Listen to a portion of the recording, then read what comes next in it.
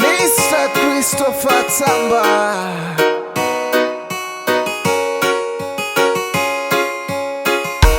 malomo tumikila mauanu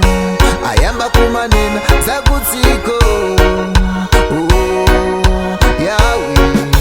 inu aoneni kupembela haleluya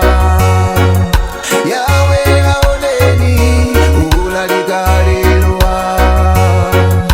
yawe aoneni akutenga nyumba yanu baba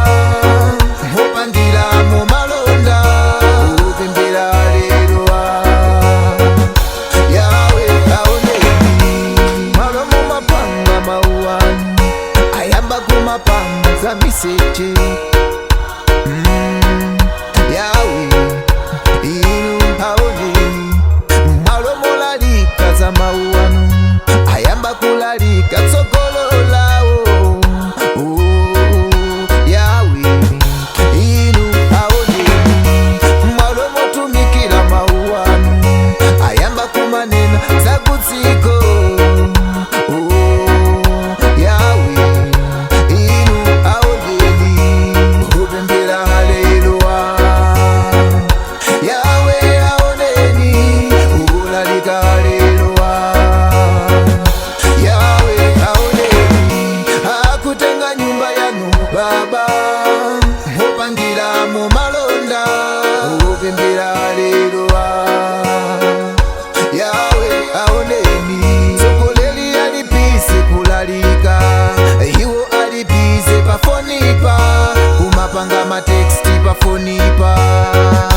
yawe aoneni sokoleli alipise kulalika iwo alipise pafonipa kumanena miseche pafonipa yawe aoneni sokoleli alipise kupunzitsa iwo alipise pafonipa kumanena mabota pafonipa yawe aoneni kupembela haleluya yawe aoneni ulalika haleluya yawe aoneni akutenga nyumba yanu baba mupangila mu malonda kupembela haleluya yawe aoneni malomo mapanga mauanu ayamba kumapanga za miseche yawe inu aoneni malomo lalika za mauanu ayamba kulalika tsogolo lawo yawe inu aoneni malomo tumikila mauanu ayamba kumanena zakutsiko yawe yawe aoneni kupembela haleluya